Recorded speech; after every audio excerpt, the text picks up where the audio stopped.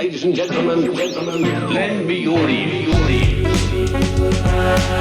Hi, this is your host Q, live and direct from Psyche.Studio, Kochi. Welcome to the Groundbreakin, where we sit down with creators, design, and business pioneers to discuss their journeys, process, and approach. Feels good to be back after a few weeks of hiatus, and we're gonna go strong from here. Excited to say that we have shifted our bases to the God's own country, Kerala. We are working on something special and really excited to share it with you moving forward. If you're listening to this podcast for the first time, consider subscribing. If you're listening to it on Apple Podcasts or Spotify, give us ratings. It helps us to reach to a bigger audience, and also because we are doing one episode a week. As always, we value the feedback, so please reach out to us with any comments or questions you may have. You can also shoot me a mail mentioned in the podcast description. For this episode, we have Vyasateja Rao, founder of Analogy Design, a product design and innovation studio based in Bangalore, India. He shares his fascinating journey of learning design in the United States and then returning to India to establish a successful design business. Throughout our conversation, we delve into the changing landscape of design in India and explore the exciting opportunities for design education to improve in the country. We've also delved into the valuable insights about world of design and innovation and discover how he's making his mark in the rapidly evolving field.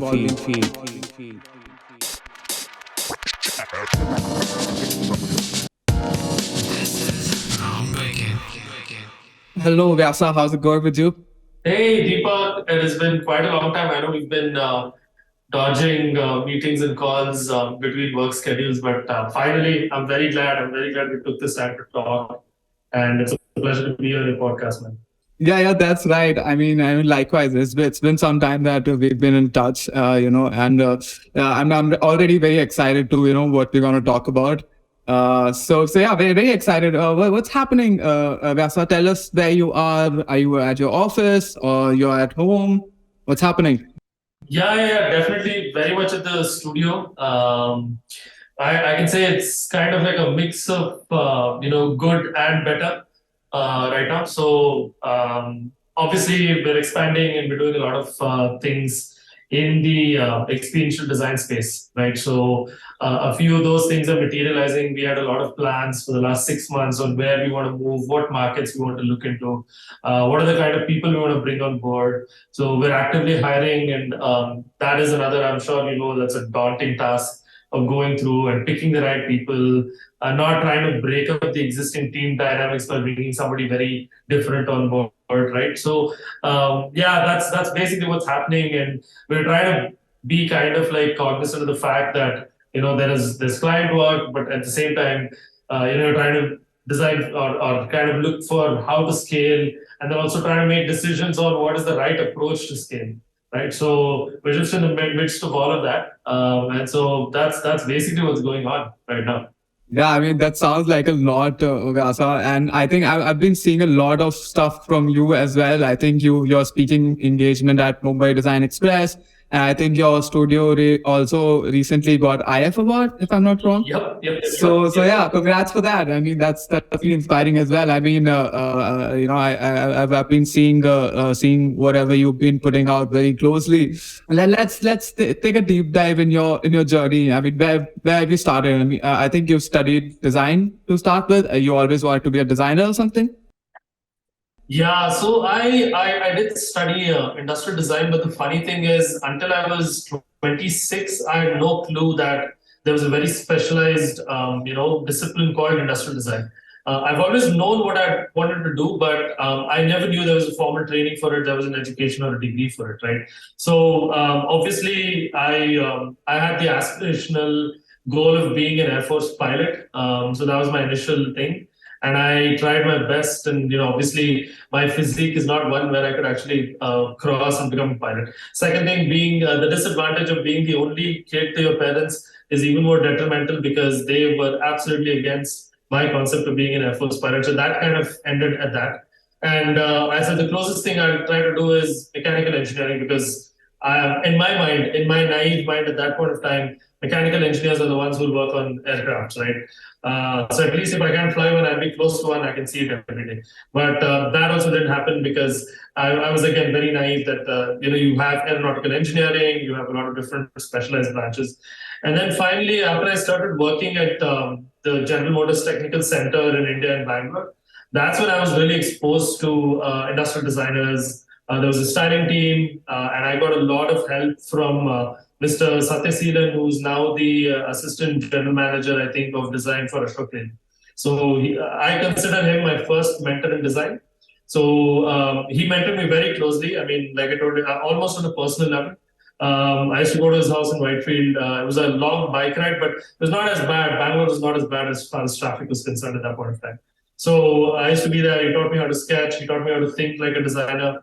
And I put up my first portfolio, and I applied to a bunch of universities in the US. One of the things that he and I'm very happy for that feedback that he gave me. And it was a very turning point in my life. So that's the reason why even today when he calls, no matter where I am, I pick up the phone. Because that piece of advice changed my career forever. And he was like, and I think he did a little bit of profile research on me, like how I was, the kind of things I do, my existing soft skills, and everything that he knew, right? Like he said, like, no, you're not good here. I think you should move to the US, and I think you should study that. So I did a little bit of research, and I applied to a bunch of schools, CCS, DAP in Cincinnati, I think CCA as well, and North Carolina State, and the usual public universities as well. I got through and I studied industrial design at the North Carolina State University School of Design. So it's not that I knew from day one that I would be a designer. I kind of wanted to be a designer, but I never was able to frame it in a way that, this is what industrial design is, and this is what I wanted to work on. Only once I practically saw it happen with, being amongst the teams there, the sketches they were doing, the posts on the wall, and then, the critiques that were happening, right? Like all of these things then I realized that I was good at it. I could actually relate to it. And I didn't mind working, 12, 14 hours a day on this stuff because I really didn't consider it work as well. I had this, insatiable curiosity of what is next? What can I do next? What can I do next? So I had to realize that this is what I wanted to do. And from then onwards, I just went to study, and NC State was great. It was fantastic. Yeah, I think if I'm not wrong, you mentioned that you're coming from a family of creators. So I'm damn sure that you had some idea about what this field looks like. Yeah, definitely. I think so. I have a very rich background in my family side from art. Like my aunt is a Ganjifa National Award winner, or rather, she was one of those. Like she just recently passed away during COVID. So she used to do these Ganjifa paintings, and she was well recognized for it. My grandfather on my father's side, he was one of the court painters in the Mysore Maharajas. So and then a lot of my other family members are. My uncle used to build engines for Java. So my family had a lot of that, tinkering, creativity, art sort of a background. And I was exposed to it from a very young age. So I used to spend a lot of time with my uncle, the one I was telling you about the Java engines. I still do today. And he was very entrepreneurial. So he would show me the parts of the bike. They were even building some very interesting bikes for the Czechoslovakian police at that time. And there were these massive, huge ones with red and blue lights and all that. And I got to see a lot of that. And that really inspired me in terms of like building and creating, and I've always wanted to do that. And whenever I had time, I would build like paper models. Obviously that I was bikes and aircrafts and planes and that sort of stuff. And that was always very inspiring. My mom also does a lot of Rangoli stuff. My dad built houses. So in a way, I didn't realize it at that point of time, but now when I look back on it and in hindsight, it's always been very influential in terms of like an entrepreneurial journey, or let's say even creating and building things. My family's always been doing that for quite a while. And so that I think was a pretty profound impact that I had in terms of growing up. I was always around these kinds of activities in the family. So that really helped me in terms of confidence later in my career, saying that I can do this sort of stuff because I know my father's done it, my uncle did it, my aunt's done it, and so on and so forth. So yeah, it's been very interesting in terms of what kind of skill sets my family members had, because it's kind of like invisible to you. You don't really, you look at it from the outside and you see like, oh, have you seen that guy's family? I mean, he's got this. But when it's in your own family, you just kind of like, oh, my uncle used to do this. But now hindsight, when you look at it, it's very interesting. Yeah. So I think constantly reflecting on things is also something which is very important. I think it knowingly, unknowingly, it has always been there. Yeah. So yeah. I mean, I'm glad to. I can see from your journey that you've studied in US. I mean, and that too at a really good place.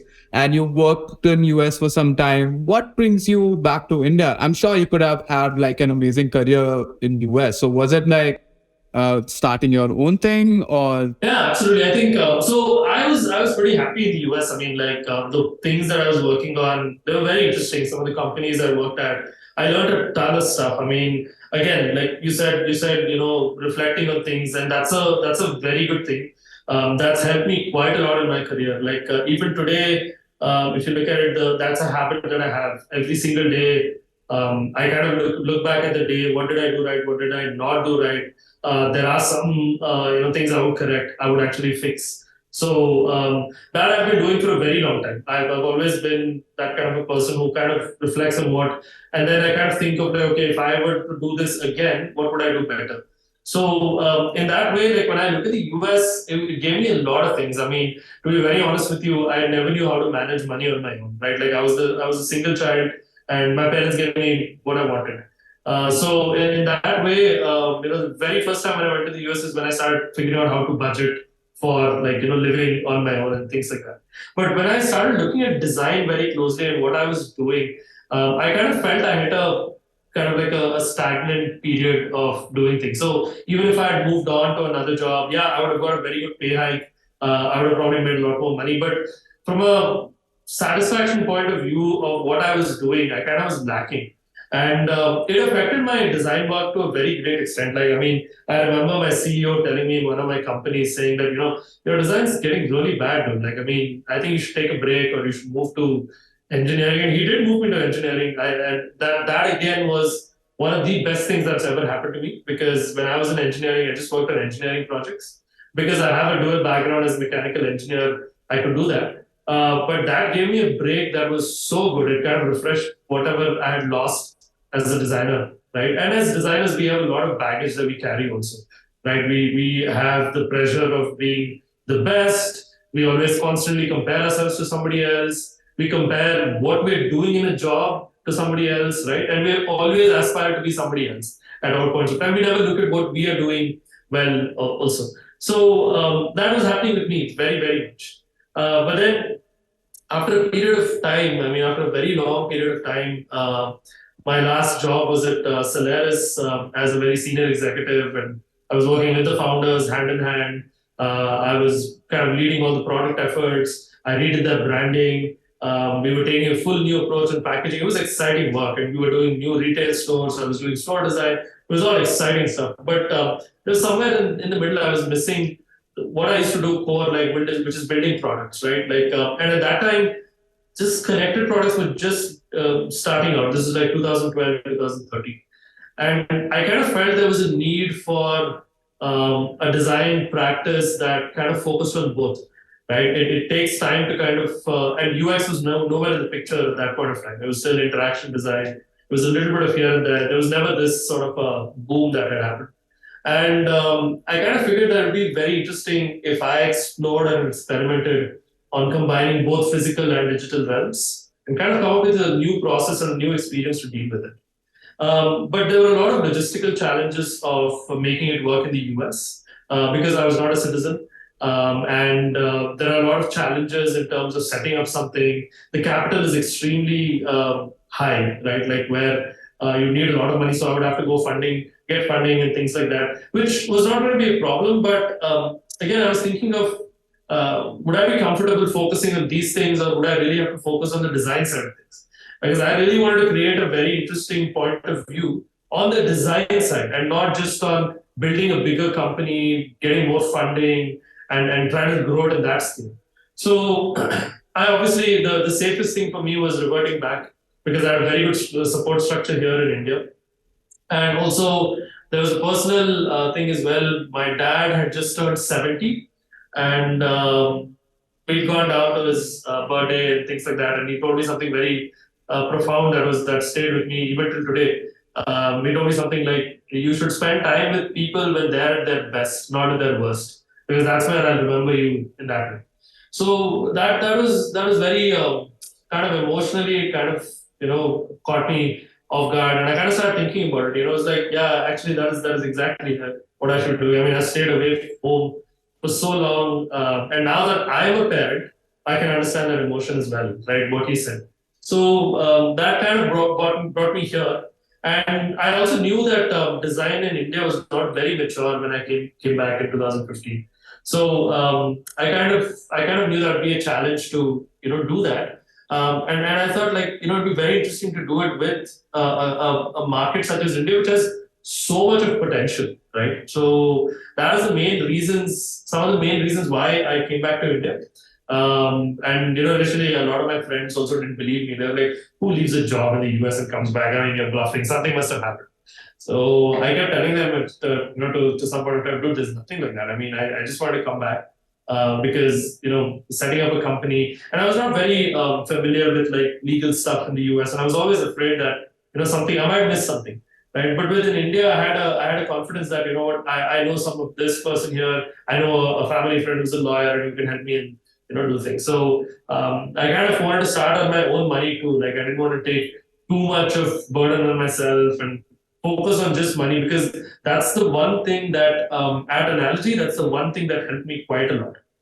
Not having to do, to start with like financial targets, because once you have a financial target, right, it's just that. So you take every single project that comes your way because you have to pay the bills, you are paying somebody else, and you have a financial obligation to which you've committed already, which let's say it's a loan or it's some sort of funding to show that you're growing. So whether it's a branding project or a packaging project, or whether you're designing a chappal or whether you're designing something else, right? Your point of view gets lost.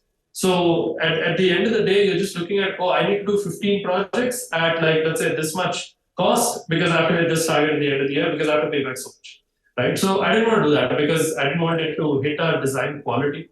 Because then we couldn't say no to certain projects, right? So that is actually one of the biggest reasons when I was thinking about starting, that I wanted to be in a safe place. I wanted to minimize as much risk as possible because I wanted to prioritize this one at the top. So I keep telling people also a lot when I do these talks or mentoring sessions that ID is a discipline that's a marathon. It's not a sprint. You can't treat ID like I'll be super successful in 2 years or in 3 years. It's a longer game and you have to plan for it. Like you have to plan for like, I'll be this or I'll be this in this. And obviously during the course of the years, it'll evolve a little. Even ours, it evolved. It just morphed into a little bit based on the trends and so forth. But at least that core point of view, right? If you find something and you hold on to it, that'll be very good for you to build a brand, right? Which is like what with studios and independent design practices, that is what I see lacking in a lot of things, is that conviction or that story of, we're doing this, right? We are known for this, or we're good for this. That is missing. I mean, you can't be everything to everybody, all the time. You have to stand up for something, and you have to get that like comfortable position of, oh, this is what I'll do, and this is what I think I want to be. So I had a good idea about that when I started. That is one clarity I had, and I knew that connected products were going to come up, and like the iPhone had launched. There was a lot of good in product inventions and interventions that were happening in that space. So I always knew kind of like this is going to go that way. And thankfully, to my experience, I got to work with a lot of these kind of technology partners. Like we worked on one of the very first wireless charging projects, even before it came to full-fledged mainstream use. So in those projects and things like that, I had a visibility of, okay, this is what's going to come up very easily. So in that regard, I felt starting out in a much safer position, without less stress, without obligations, without having to worry about so many operational things, and focusing on design. And I was very skeptical also. Will I find the right kind of a team? If I leave the US, will I find the right kind of people? So I wanted to focus on those things and really crack that. And that's one of the main reasons also why I moved back. I mean, the way you're saying it, it looks like that you definitely had an idea about what was there to come.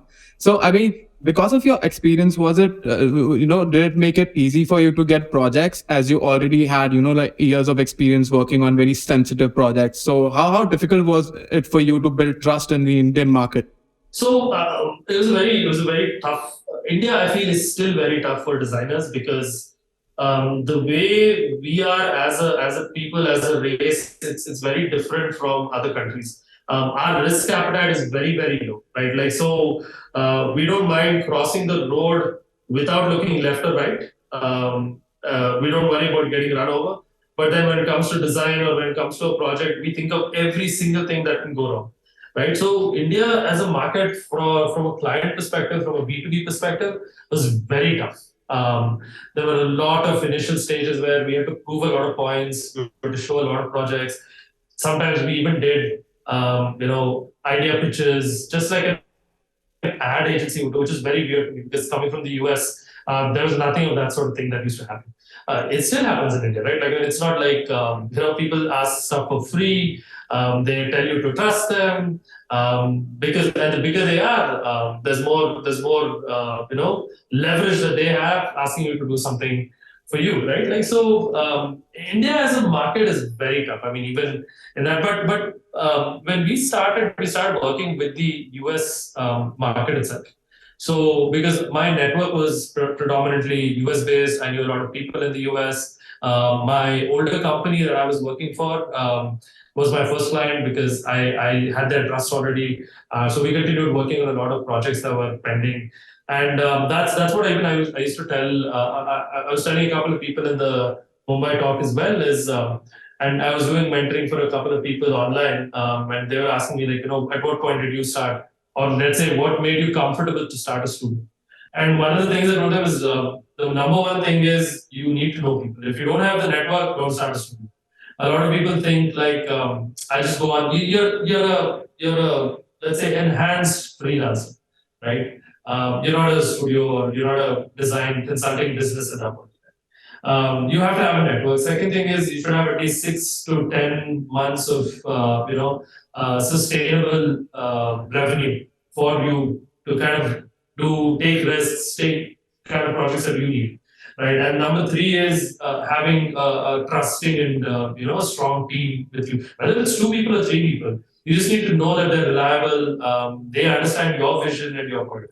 So for me, when I actually started in India, we didn't start on working with Indian clients. We started mainly with US clients, and then slowly we did European things, and then we started working with Indian clients very recently, almost on a larger scale. Here and there were odd projects that we did. Couple of startups. We also used to work with Amazon on some projects and things like that.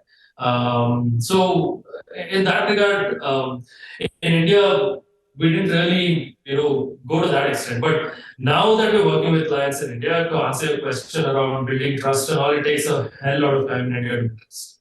So let's say if you're trying to work with a client, especially a bigger client, a marquee client, it takes a minimum of 6 months to 8 months to even earn their trust and for them to trust you saying, and there's a lot of sacrifices in the journey. Like if you really look at just a profit and loss statement on your project, that account is lost. You're not going to go through it. There's a lot of investment from your side you have to make to win some of the bigger client projects and things like that. With startups, it's a lot more easier because I guess it's the more generational thing with startups. They kind of understand you on a personal level, and they kind of know the struggles that they've gone through, and they kind of relate with you on that. So they don't kind of come back and say like, go pitch to us or do a project for us and then we'll evaluate you. All of that doesn't happen. So again, you got to really got to pick and choose. But then if you're working with startups, obviously the revenue is kind of lower in India because they have certain budgets that they don't want to go above, or their problems are not big enough to solve that you can charge a value add in terms of right. And there are some cases when we've even told them you don't need design to solve your problem. Honestly, like it's not a design problem, right? It's an engineering problem or it's a manufacturing. You don't need design to solve this. So, but whereas if you're looking at bigger revenue, then yeah, you got to go after the brands that are doing products. And in India, right, like there are only so many bigger brands that do products on a regular basis. So yeah, proving the trust it takes a very long time. It takes a very long time. You got to be patient. You got to be very, very, civil about certain things, and you also got to be very cognizant of the fact that yes, you might have already worked on it, but then the category you're working on is new. So then you got to prove again. Like you might have done I don't know, home appliances for quite a big thing in the US, but have you done it in India? Oh, have you done it in Bangalore? Oh no, okay, fine. Let's see. Let's do one test project, and then we'll see how it goes. Right? So you get that a lot. You get that a lot in India, and navigating that is, I think, rather than fighting through it, I think just navigating it is a lot easier and a lot simpler. So we decided to kind of do this about 2 years ago in terms of saying, like, you know what, we'll invest in that. We'll invest in this whole long process of building trust, and we'll see where it goes. Right. So we're still in the process of we'll see where it goes. And I'm sure, I mean, at some point I'm sure you draw that line. Okay, this is where I draw the line. And again, I'm sure, as you said, that a lot of times client, they don't know what they really want. So a lot of intensive discovery is also involved, right? So I mean, it's like what's your process like when you mentioned that okay, it goes from 6 to 8 months sometimes. So is it like you being in touch with them where they they're able to trust you? Do you think it's the cultural differences which makes that which creates that question? Yeah, definitely. I think number one, to talk about that, yes, I think the process is to kind of constantly maintain, a touch with the client to kind of understand their pain points and try to show them something very quick, right? Because what we're doing is what happens in a discovery is you're just asking a lot of questions to which people. It's a design research problem, right? Like, so a lot of times you are asking leading questions because you want a certain type of answer. So most discovery processes fail in that regard. So you for example, you say like, oh, what is your budget? Right? Like, so no client will ever give you a budget because they want to get it done at the cheapest possible and they want to get their entire project sorted out in one shot. Right? So that's a very typical client ask. You can't really blame clients for it and say, oh, you know what, that's because that's their demographic, that's how they are.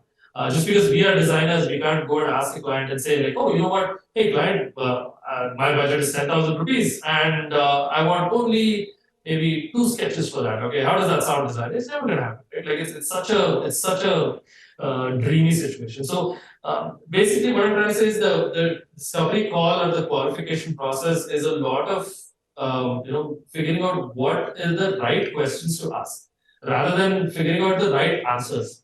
Because a lot of people, what they do in the discovery process is they just go after the right answers. So they look at, this client answered this way, so okay, is an ideal client. But no, because you asked a leading question.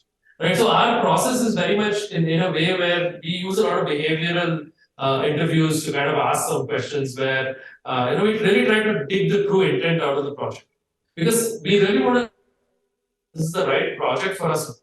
It's not just the right client; it's the right project because I don't want to be working on something that, let's say, another designer can solve very easily because that's when your result starts looking the same. So a client will give you a feedback saying that what really innovative did you do?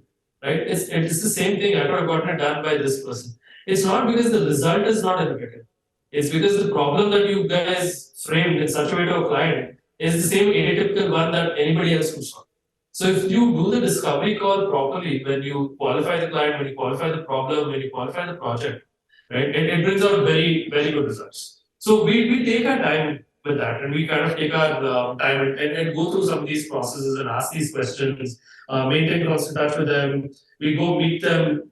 I believe in face-to-face meetings all the time. Like I never do calls. as much as possible, I try to do face-to-face meetings because then there's a lot of emotion, there's a lot of body language, right?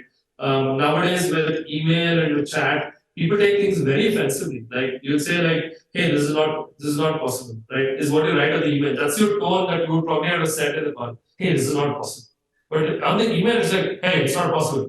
So there's a very different, intonation that is there when you talk, on a call in front of someone. Like you can see the honesty that you have, you can see the honesty that you have, and it matters for a client. So in such cases, we definitely do that, and yeah, it takes time. Each client is very different. Sometimes what happens is we try to validate very quickly with a result, like a visual result, to kind of gauge if they're in the right, if we are in the right ballpark of what they want. And most of the time, 90% of the time, we're right. We hit that nail pretty well. And then we have some baseline things of looking at, let's say, visual goals, functional goals, business goals, and then user experience goals. So we map all that out for any and every client because that's our point. Okay, that's the reason why they would have come to us. Like we've got so many projects that come in that say, "Oh, by the way, guys, we want you to design a machine that makes, let's say, socks." So we really tell them easily, "The guys, you're the wrong guys. You come into. We don't design machines. We can design the socks for you if you want, but we don't design the machine, right?" Because that's a very core engineering, it's not even an engineering thing, it's more like a production optimization sort of a project, right? You very few people do.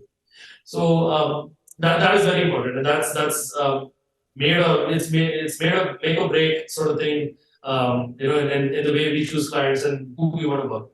So yeah, it takes time, and the process is kind of arduous. And every year it gets refined because we find something else that a client would have done that goes back into the flow chart, gets refined, and comes back with the learnings. So I mean, there are so many times when we've had legal calls on stuff when we're signing the agreements where we would have been like, "Oh shit, we should have asked these questions at the start."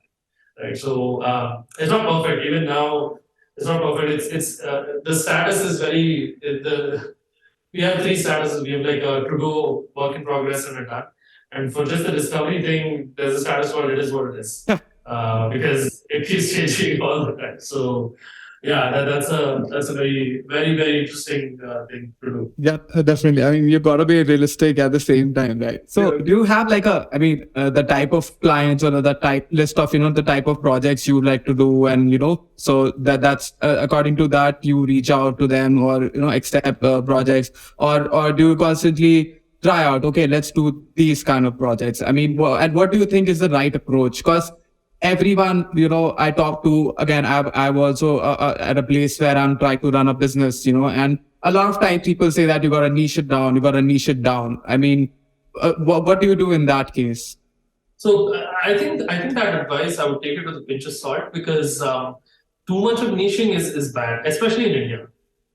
In the US, I agree mature design markets where people have like a visibility or let's say an awareness of what they want to do.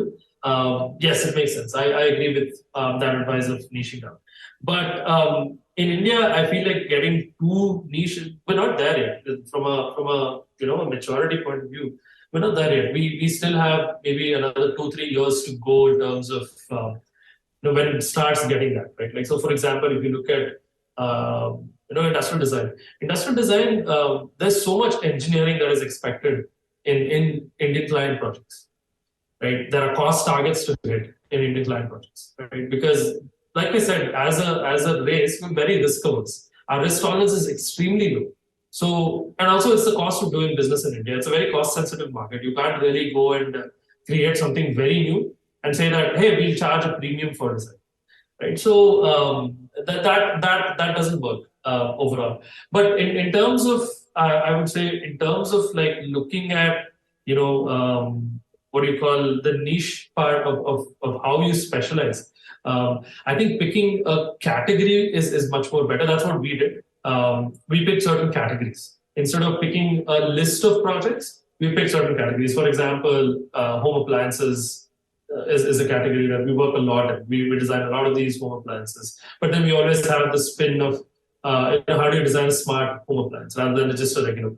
And then we kind of pick these kind of categories, and we know we're very good at it. And even in the back end, we know that we have the engineers who can work on this. We know we have designers who are experienced on this. Or I personally would have had the experience of taking something from sketch to production, because then we understand the full facet of it, and then we jump into approaching a client for it. Like, so we wouldn't approach a client if we're not confident of what we can do. So for example, if it's audio, I've done plenty of audio in my time, in my US experience and things like that. So I know the nuances of what happens around it, how engineering would react to it, what are some of the problems that will come in these projects, and where are the innovation brackets. Basically, that's the biggest value for a designer or a founder. That there are these small pockets that nobody's picked up in, and I think I can go in and I can innovate. So that is how we select categories, and then we select clients based on those categories. So that's when we approach somebody and say like, hey, we're good at this. Look at our portfolio. We've got enough proof for you to kind of look at it and say that, hey, these guys are good. We should be able to, do something great with them. So like you said in the first question, right, like building that trust. A part of it comes from proving that you've done these kinds of products before. Or let's say something close to that, you've done something before.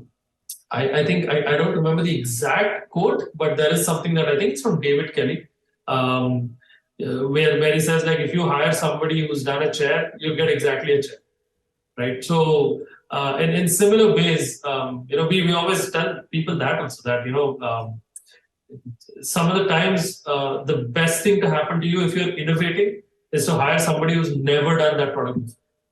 Right, especially if it's a a design project.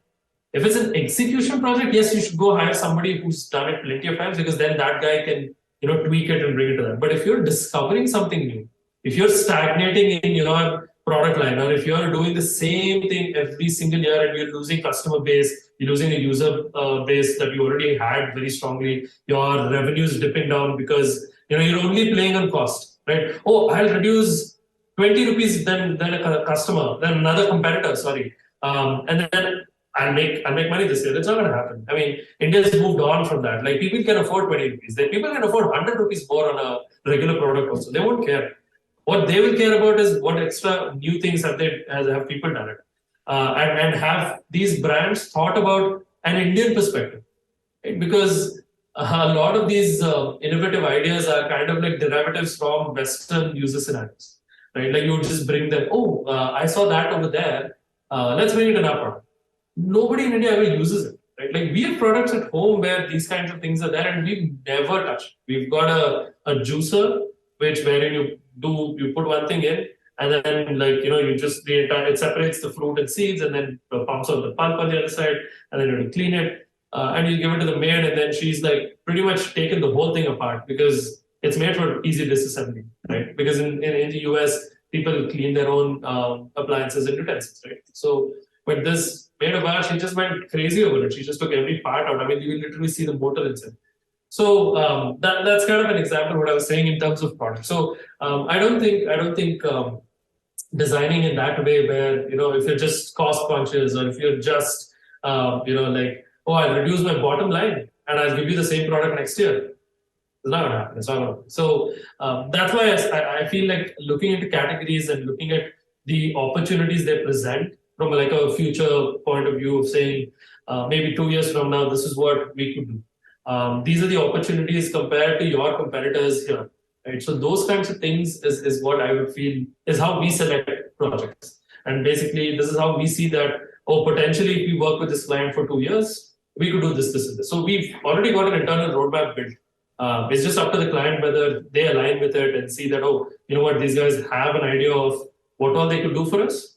And then let us, give them that opportunity to do that.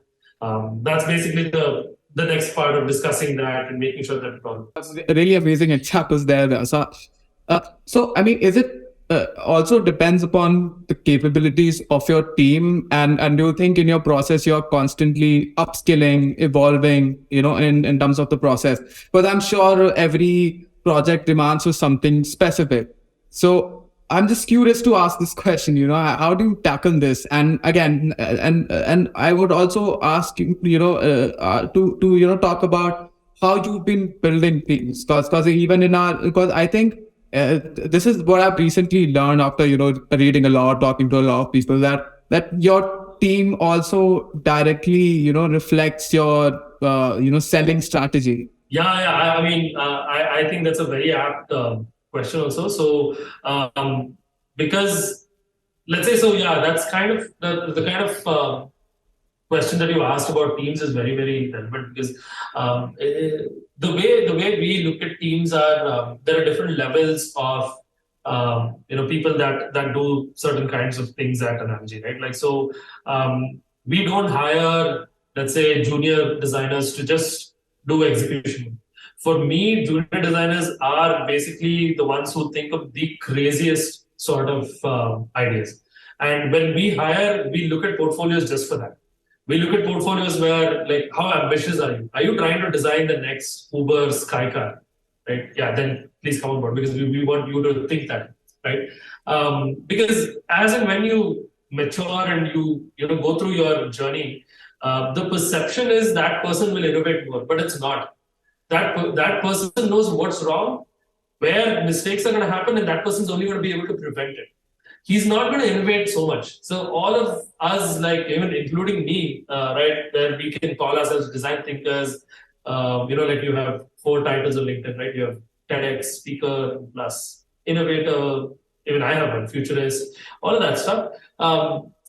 It's not going to help in terms of ideas, because in ideas, right, like younger people are way, way better. So when I hire people and when I build teams, I always have this layered strategy of going from the bottom to the top. I don't go from top to bottom. So once I build that, then I know that, okay, for this project or the next project or whatever projects we do, the next level, the mid-level is going to be a much more stability sort of a thing, which has a combination of, these kinds of things, the trends and storytelling and that sort of stuff. And then the senior position is more around, project management, and then figuring out how will these guys be able to like read a client, how will they be able to interact with a client, and that sort of stuff. So obviously they'll do the general CAD and this, and they'll be able to mentor a team and tell them that, oh, this is a shorter way to do things, and it'll improve the efficiency. Right? But that's what on the operational side of design, there's a lot of things that you need to really know, and you know only if you run teams like this before. Because there's no other way to learn this. I mean, they don't teach this at a university. There's no papers. There's no podcast that goes through in detail about, how do you, build a team. Like so, that's kind of what I got really good at in my career, is kind of dissecting it, figuring out like, okay, if I have these kinds of profiles or these types of people, then they'll be able to achieve this, this, and this. Then this set will then supersede those guys. They'll build on what they have and then do this. So that's basically how I look at teams, and that's how the team structure at Analogy also. Which is why we're able to not have such a large team for the scale of work that we do. We keep a very minimalistic team. We don't end up doing 100 people, 150 people for what the kind of things we do. And with that also comes specialization. And to answer the second part of your question, knowing what a project needs and then kind of structuring a team for it. The way we look at it is we look at breaking down something like a project into 3 main things. One is niche problems, one are, let's say, user problems, and then the bottom one will be like new opportunities and avenues. So we'll have proper people that can go into this, and usually at the top, right, like people like me or let's say one of the senior designers or the leads will have experience in one of these areas. So either we'll draw parallels from the industries we've worked at, or we would have actually worked on the project or a product, and we'll know that, okay, this is how we should do this, and we would have brought learnings from a lot of different diverse experiences, and we can tell them that, you know what, we should not do this, because if we do this, this is what's going to happen. So that's why I said, like, our approach is a very bottom up approach. We don't go from the top. Like usually what happens is a lot of people say like, I'm here, then I'll mirror my profile and I'll hire somebody here. Then I'll mirror a little bit worse clone of that person, I'll hire at a mid-level. And then the worst one is junior will be the worst clone part of it, and I'll hire others. So a top-down approach never works. Your innovation or let's say your design quality goes for a toss. So working from the bottom up is a much better strategy. And I used to work that the same way. It's not like, it's not like a lot of people think about it, but that's worked for us really, really. It's always, so that's why if you look at our work, right, it's very diverse. We would have done a home appliance thing, we'll do a consumer electronics today, then we'll do an AR map tomorrow. So that's how we can play around with all these new technology-based projects. And wherever there's a very core technology thing, we'll bring in an expert, an outside consultant who would have worked on that technology. Because you can't take chances of, oh, you know what, I'll try and figure out some way. I'll read a couple of blogs and I'll figure this out. It never happens. So, because we need to know, or rather we need that person to know what can go wrong. Because we have to do some risk mitigation, which is again part of the trust building with the client. So if you don't do that, that becomes a big problem. Yeah, I mean, you made it sound so easy, to be honest. and I think so. When you're trying to make a team. So again, so you're working with a bunch of creatives. We are in the business of design. So it's also a very skill oriented job, right? So how difficult is for you to pick people from their portfolio? Because again, and the next thing we're going to talk about is basically the design education in India, right? So how do what's the maybe issues that you've been facing in terms of picking right people, who has maybe the right skills? So do you have that approach where, okay, we're gonna make like a learning course for them once they are in the team to understand more about the process? Right now at Analogy, no, we don't have any training, but we are working on something. We are working on a couple of things, not from a training perspective, but more from a consistency perspective. Because a lot of people come with different tools, right? Like somebody will be doing SolidWorks, somebody will do Rhino, someone's doing NX. So at the end, that becomes an issue in the efficiency side of things. But if we go back to your main question of how we're looking at people, right? Like very importantly, more than looking at skills, obviously there are some core skills that I prefer. And the funny part is I don't do the interviews. So a lot of our guys know what are the type of profiles that we like, right? So when we look at people, obviously we look at a base core skills. Like for example, that shouldn't become a hindrance in your job. Like for example, if you're thinking of how I can sketch something, then you're done. Your ideas are never going to be able to go on paper, right? Or let's say if you're kind of like looking at a YouTube video and trying to create a surface in a CAD program, then yeah, you're not going to be able to get it. Or let's say, oh, I have to figure out how lighting will work in this render environment. You're out. It's not going to work.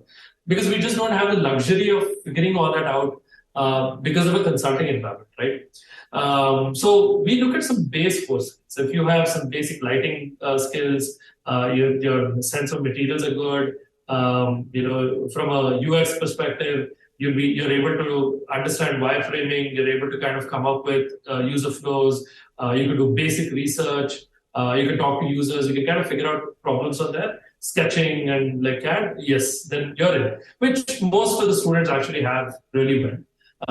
But the most important thing we look at is the alignment with the team. So anybody that doesn't align, when we feel, we have a lot of rounds actually, so I know that's a problem, but basically we look at if you can actually become a team member here. And we look at a lot of personalities in that regard. So these are all soft skills. We look at what are your aspirations, how are you looking at how much of hunger do you have to change the status quo, for example? Do you have a passion of working on next gen projects, or are you still want to design a chair? Right? Like, I mean, there are plenty, I mean, no offense to anybody listening on furniture, but, like for me or for us right now, we're not interested in, let's say, designing a new chair, right? So, and then also, are you good at storytelling, right? Like we'll figure that out. I mean, in the interview, when we ask you questions, it's easy to figure out whether you can tell a story. the way you present your portfolio, right? Like there are a lot of these usual scripts that come from college, which is like, oh, I was given a brief. My junior semester assignment was this. Instead of actually talking about the problem, you start off that way, right? A lot of students do, and it's not wrong. It's just that if you had a better story to tell. Oh, by the way, I was working on these scissors. I had a lot of problems with my hands. I kind of had a pain in that, so I thought I want to solve that problem, right? Like we look for that. We look at storytelling. We look at like how if you can create analogies, if you can create comparisons, and we look at like how sensible you are on the internet. Like if you have an emotional quotient of being realistic, because some people they don't know the industry, right? They'll have a contorted view of the industry, saying that it's like many Instagram reels, and then oh, this is what the design industry is. We try to beat that. So to answer your initial question, yes, it's very hard to find the right kind of people. But I guess if you can call it a superpower, that is something that I've been good at. I've been very good at from a very long time is building these kinds of design teams. So it's worked out well for us. It's going to be challenged now, especially because I think some of the team members are around 5-6 years old. So that's when it gets challenging because now you have to bring a new set of people in. You have to kind of get them up to the next level and bring all that. So yeah, it's going to be interesting. But yeah, great question though. I think it's a very good. Do you think it's also kind of proportional to the design education we have in the country? Because, for example, I think I'm coming from a college which was kind of special in terms of what we were studying, So we always used to look forward to European portfolios, and we never even considered. I think maybe that wasn't a good approach, and we always considered us moving abroad to so that we get like a proper right space. And lately also in a lot of portfolios I've been seeing that they are repeating the same mistakes again and again. Do you think it's the curriculum part, or we are just like our school education? It's still the same and it's very theory oriented. What do you think about that? I agree with everything you said, 100%. I feel so first and foremost, I feel like design is not a field where you mass produce designers, which is what is happening right now in India and in China and in other countries where I don't know who thought of this. Like every school now has a design degree. So what that has created is that's created a huge gap of getting quality design educators on board, right? So you have a lot of design educators coming in with other backgrounds, right? Who are trying to apply that learning to design. So naturally, what is happening is you kind of see this mass customization of people where it's bordering to commodity-based work. So it's kind of like how Walmart or let's say a McDonald's does their food, right? Like so, let's say Walmart for products or like produce, and then Walmart for food. You have 5 drops of ketchup, you have 3 drops of mustard, and that sort of stuff, right? Like so, it's becoming like a mass production line of designers, especially in design education. So what needs to, I feel that's where the biggest gap is, where that's why you can't distinguish a portfolio from let's say University X to School Y. It's kind of the same thing. And then also students are one. I feel I was talking about this at Strat very recently when I visited them. It's like you have this atypical process of a very linear approach from day one. I'm going to start with research, then I'm going to do ideation, then I'm going to do some protos, then I'm going to do a few renders, then I'll do a few this thing, and then boom, final hero shots, 4 or 5 things. Everybody's doing the same thing. So the biggest question we're not asking ourselves is, we are going out there and we're trying to, discover the user journey of every new project or every new client we're doing.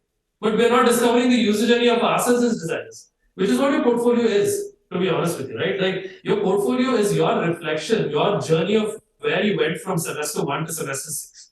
So what you could do very simply is if you could play that journey as a story and then you plug in your projects as and when you learn things, right? It's so much better for somebody to understand who you are as a person, who you are as a designer, what your point of view is, and what your capability and skills are. So in a way, design education needs to change in that regard. I mean, educators coming in, you can't just be looking at books and you can't just be taking theories written by people and applying it to the new generation, right? It doesn't work. I mean, there's so much information online, like YouTube's there are plenty of good podcasts, there are plenty of content out there where people can actually choose and become good designers. But at the same time, what I honestly believe is school is a must. I mean, 4 years in a design school can never replace your YouTube experience because you're working with people. So it gives you basic soft skills. It gives you skills of working with people, getting critiques, developing a thick skin, right? And then understanding what is the gap between different industries. What are different people doing? And basic fundamental skills like where are you going to go get a workshop if you're sitting in your pajamas at home and trying to figure out things, especially in industrial design, right? It doesn't happen. You have to be in an academic environment. You have to learn and then you have to apply. And every single time you do a project, you get to learn to do presentation skills. You learn to refine that over a period of time. Every year you refine that. So that every school will give you. But as far as education is concerned, I honestly think we in India need to look at this in a very different lens. It has to be a very core collaboration between academia and industry people, and there has to be a great influx of industry people in academia.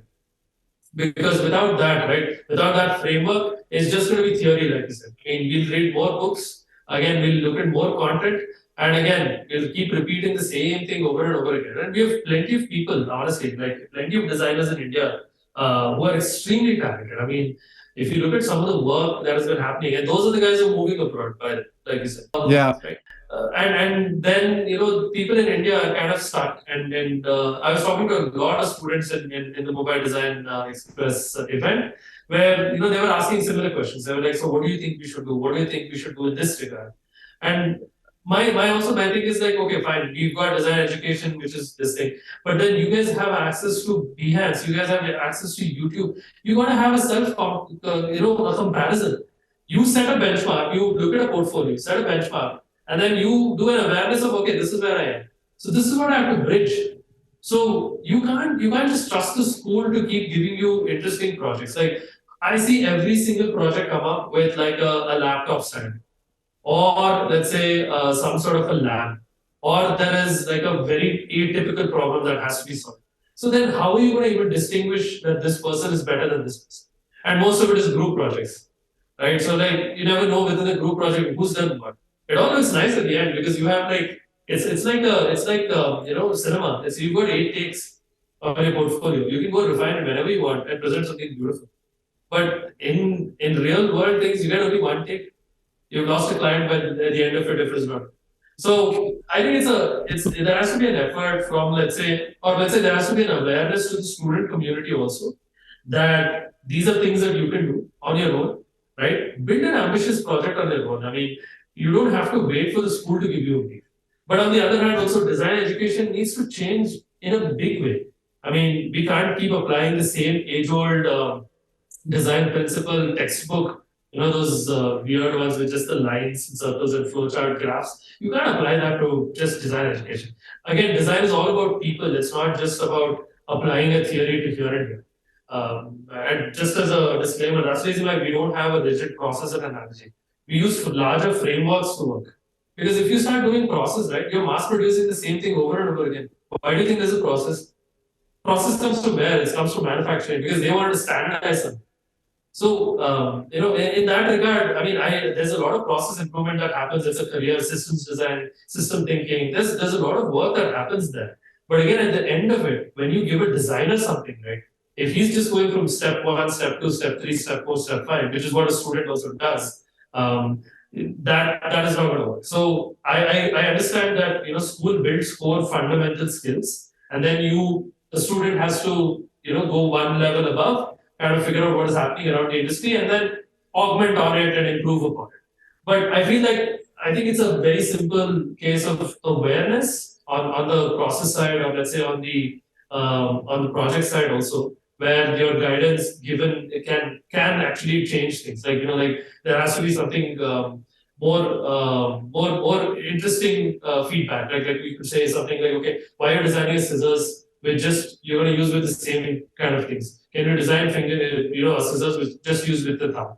right? That will change the whole interpretation of how the object looks. And for a student, that's so exciting. Instead of doing this, if you were doing this with your thumb and it's cutting everywhere, right? That is such an interesting way to look at an object. That's a fresh approach. So what we should be looking at design education is again asking the right kind of questions, motivating people to think differently, not just apply whatever's in there onto a project and then just move on from there. That's why portfolios are the same. I mean, like right now we're hiring, so we see so many of these portfolios. And they're all the same. Like you said, there's one start project. Like okay, so and then most of it is very atypical. You have that thumbnail page where they show like 6 different thumbnails, so you can kind of tell. Okay, so this is exactly like the portfolio. So before it used to be like 15, 20 seconds. Now it's dropped down to 6 to 8 seconds of qualification. Oh, this is the same chair, tape dispenser, one UX app, and then couple of sketches and camera photos. Right? Like so portfolio done. So it can't be that, right? But I always told people, so like it's not quantity. Like you can show 3 projects, but show prototyping, show handmade prototypes. Not the final prototype.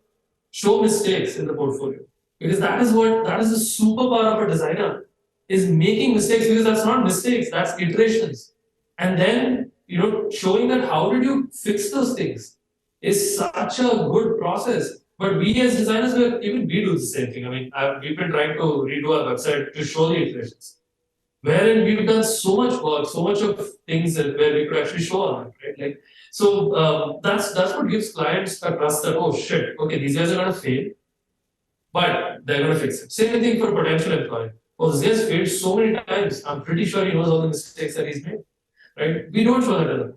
We show these perfect results, right? Like, oh, great renders,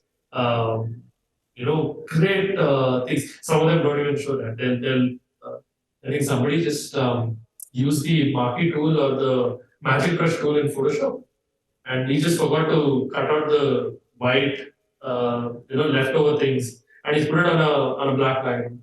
It was like 101 on contrast, like theory on contrast. That's perfect. Like it's highlighting every mistake that is in that sketch. Boom, it's coming out. So yeah, that's a very different what do you call way. But I feel more than just the education, I think the perspective of design education needs to change. There are a lot of very good people in India that are doing some really interesting work in design education. But I just think that they're all very scattered right now. And I feel that those efforts need to come together somewhere. I don't know how this can happen, but I think a different perspective is needed for design education rather than let's say maybe a curriculum. And I feel a curriculum for design is kind of limiting. I feel curriculum should be there for foundation courses, but not really the entire design education. So, but anyways, that's just my opinion. Let's see how it will evolve. Yeah, I mean, that definitely tells your experience about looking at so many of the portfolios. I'm sure, more students who are building their portfolio should listen to this podcast. I'm sure. So, I mean, do you think this is the reason that you mentor people, you go to college and speak about it? Because I think. When we got on our call the first time, you were teaching at NID, and instantly you mentioned about the need of being in the college and really tell them about what's happening in the industry, and definitely you were very energetic about it. So yeah, I mean, do you think that's or that's something that you always wanted to do and you just started doing it?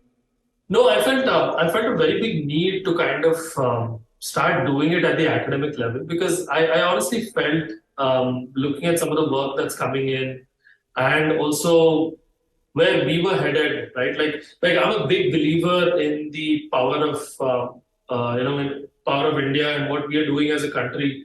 And there's so many talented people in India, right? Like it's just very hard for me to believe. It's kind of like the concept of floating a football team to go play internationally, right? Like 1.4 billion people. You can't put a team of 10, 12 people together to go play at the international stage. It's the same kind of thing with design. Like I always felt like there's so much potential, there's so much talent. I hear some of the ideas that come out of certain colleges and students. when I have interactions with them, and I'm like, this is great. Like, then why can't I see it on your portfolio? Like, why don't I see it in this? Right. So that's kind of when I decided that yes, I think I should take a little bit of an active role in academia, where I can at least see. In my experience, I had the fortunate of meeting some very interesting people and learning from them. So in that way, I kind of wanted to give it back, saying that mentors and industry people who kind of like helped me kind of get from point A to point B. They were very, very crucial in my growth, and that was a big compounding growth also. It was not just incremental. So I wanted to do the same thing also for as many people as I can, realistically, while running a studio. So that's kind of one of the reasons why I agreed to go to NID and mentor a course over there. I'm also talking to a few other academic institutions and universities around, trying to help them as realistically as possible right now. I just joined ADP list as a mentor in industrial design. So and I think I'm just doing Saturdays one half. I know I was surprised ADP list has like Mondays to Saturdays to Sundays. But I think in my current capacity, I can do a little bit of that. I even volunteered at my alma mater at NC State to kind of mentor a few students there. And so in my capacity, I feel that's one thing that I wanted to do in terms of giving back to the design community, and also to kind of encourage and motivate people also. Like, I feel like a lot of students are kind of dejected in the fact that they had these expectations as a designer, but then once they graduated out, they kind of have this oh my god, did I do the right thing? Like, I had so many questions, people asking like, should I have chosen another profession? Yeah, I've been there. Yeah, I mean, that to me is ridiculous, because like, you can't think that way. I mean, you've done 4 years right now, and you can't go back. You just need to think forward and look at where you're going to go. So yeah, that's one of the main reasons why I decided to start doing it. Yeah, ADP is a great platform for sure. I mean, I think I've learned from a lot of people on that platform. You also mentioned that you always want the main idea. You always wanted to keep like a small team, and keep the quality. So and at the same time, how do you think that expand when you're trying to expand? How are you trying to keep up the quality? So how do you keeping that balance? Because again, it's also, you should be very organized, I think, in order to have like a small team. Everyone should know their task and what they're bringing to the table. So how are you fixing that problem? Because I think you are expanding already in Singapore or somewhere, and then you had plans to. I mean, congrats for that. Thank you. Yeah. So yeah, I mean, I would love to know about that. Yeah, definitely. I mean, that's a very apt question. So, in my experiences, though, like, I've always worked in very, very small core teams, right? So, the level of specialization and the level of confidence and independence is very high with these kinds of teams. So, when we hire, one is we look for people like that, who are pretty independent, who have their core skills very, very sorted out, and things like that. And so, what it leaves to us is exactly what you said. We are supremely organized. I mean, if you're ever at the studio, I'll show you how we go through things. We have a very strong project management system. So every single project is mapped out, broken down into tasks, into subtasks, who's doing what their capabilities are, strengths are, and then it's assigned to them. And then there are project managers for every single project who look through and kind of manage that and say that, okay, this is happening and so and so. We have weekly reports, we have quarterly reports, we have monthly reports to kind of ascertain where the project is going forward. So we go into huge detail into a project. So we know even at one point what we would have budgeted for a client in terms of hours, and we've gone above that also, because at that point you're basically losing money, right, on a project. So we go to a very, very minute detail of how to plan projects. And that's the only way you can run a small team. You can't really, because every time you feel the need for doing something extra, let's say the client puts in an extra project, then the immediate reaction is, oh, I need to hire. But that's not so, because let's say that you could actually have another resource. If you've planned it properly, you could have another resource already sitting there who could actually take that over. It's just a matter of you figuring out how to schedule it and then how to work through it. And what this also does is having a smaller team means having a cumulative experience that is better than a larger team, right? You see stats on websites saying 100 years of cumulative experience, but that's just a vanity metric because you can't have 100 plus years of experience.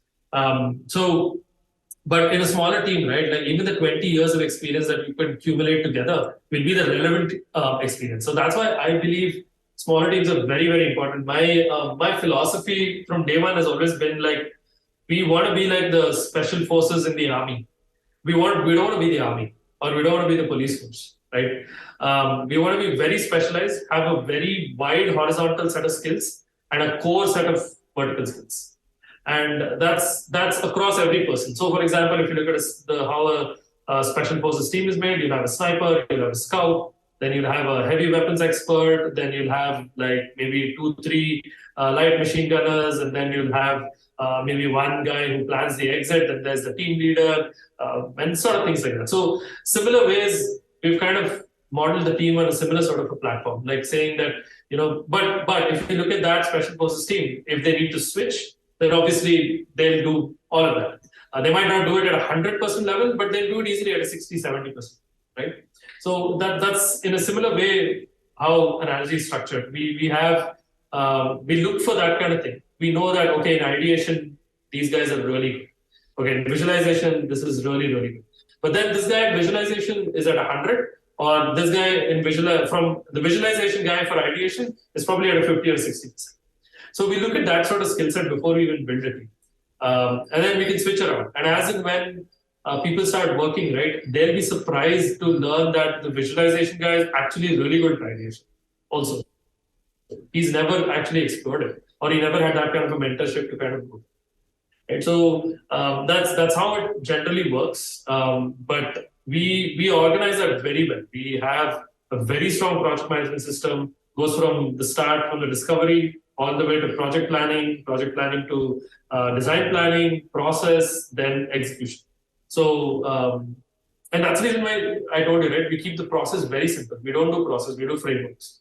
Because then we can model a project very customized to a client. We don't have to go on a very same linear process, because then after that, your work as a studio starts stagnating. Your work will be the same thing because the results will be the same because you're following the same process, same steps. Right? So, with smaller teams, it's a blessing in disguise. And you can keep your overheads low. Your trust with people are better. You know them on a first-hand basis. You know them more as people than team members, right? So the camaraderie that you build along with your team members is something that people will cherish. And that also will bring down your attrition rate because you're not looking at a transactional relationship in a team, but more on a symbiotic relationship. Yeah, you have a pretty clear idea about how you're making the most out of the team. And when we talk about expanding to different country, altogether, I'm sure there are cultural differences and the kind of I don't know. I mean, I'm just guessing that maybe the same the same thing you're doing in for Indian team, maybe it won't work there. So how you? I mean, I'm sure do you have like mentors who are helping you, or you have like a process that you keep in mind not to expand? Because I'm sure it's also a lot of there's also a lot of funding involved in this. It's it's very sensitive. Yeah, there's a lot of lot of factors that come when you're expanding globally. Like you rightfully said, funding is very, very different. So generally, the way we do things with global expansion is some of us team members will pretty much take a whole year to kind of ascertain the market there. We make regular trips down there. We kind of try and talk to other people in there, understand the market, understand whether there's a need for somebody like us to even come.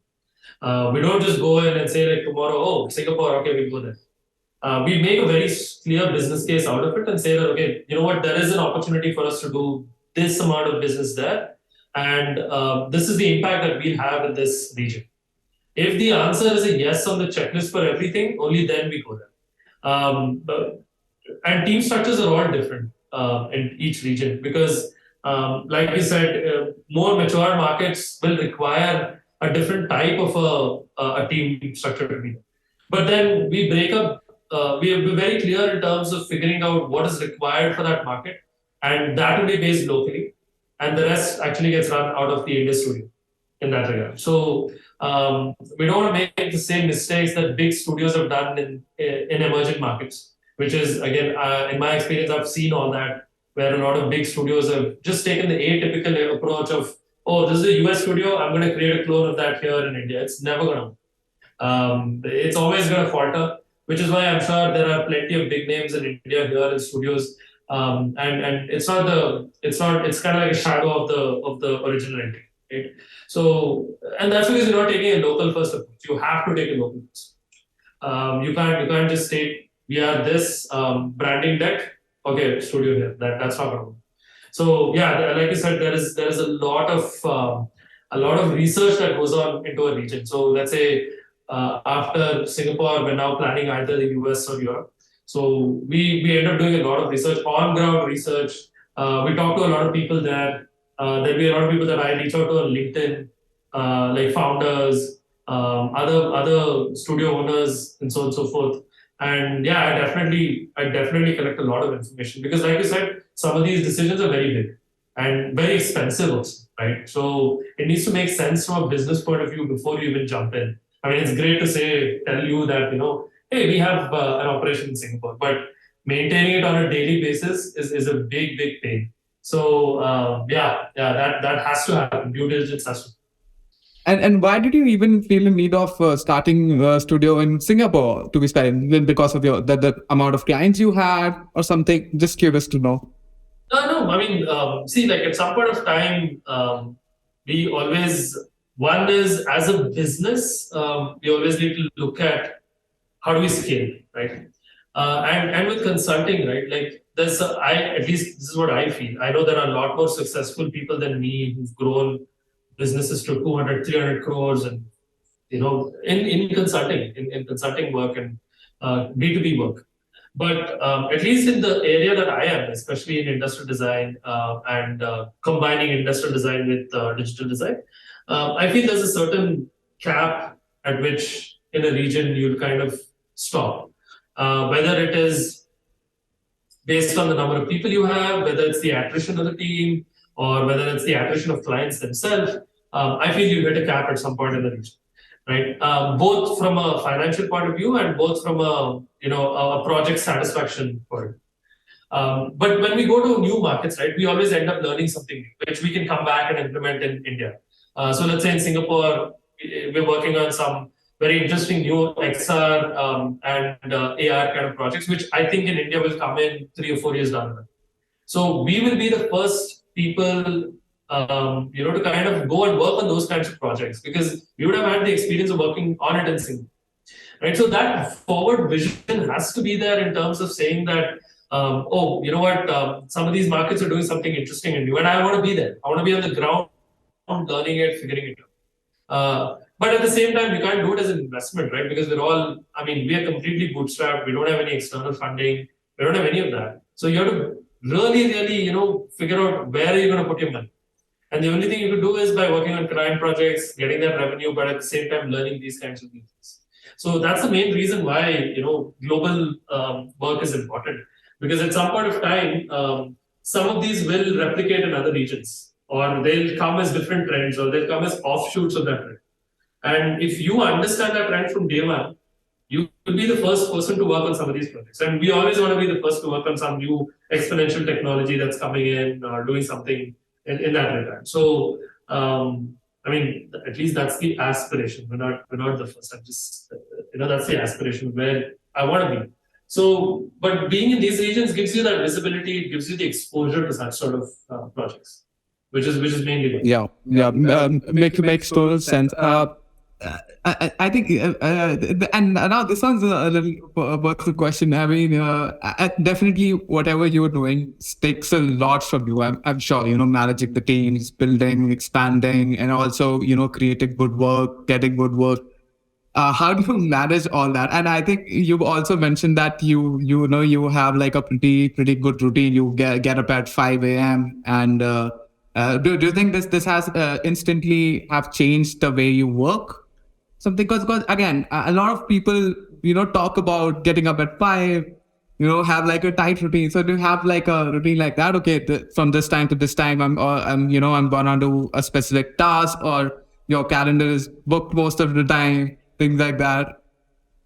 Yeah, well, I discovered the routine thing about a couple of years ago, especially during the COVID times, because I was trying to, kind of divide my time between family and work, because working from home, how it can be, right? You start at 6 in the morning, you could work till midnight and you'll continue working, right?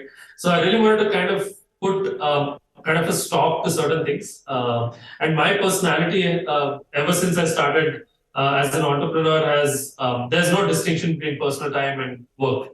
It's Sunday is the same as Monday for me, right? So I really wanted, especially after my daughter was born, I kind of realized that I can't do that. I can't keep doing this. It's not a sustainable thing. So that's the main reason why I got a routine. But it's been very good for me. I mean, I feel I get a lot more done in a day than what I used to do before. So what I used to do before was, as and when things came on, it was kind of like a dopamine hit, right? And if I didn't have anything to do, I'd kind of be fidgety. I'd always be like, oh, I have to do this. I'd go bother some team members. Hey, what are you doing? What are you doing?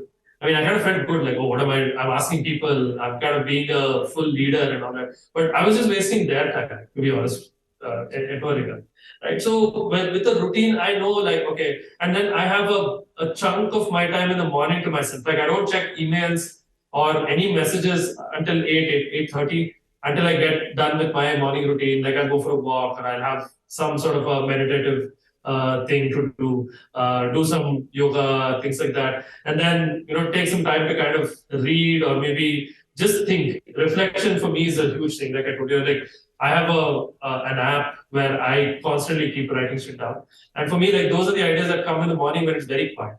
So for me, waking up early has been a very good habit. Thankfully, again, as you get older, you kind of wake up early, which is also great, right? So I started doing that. And then when I get to work, I have some very clear things. So in the morning, I check.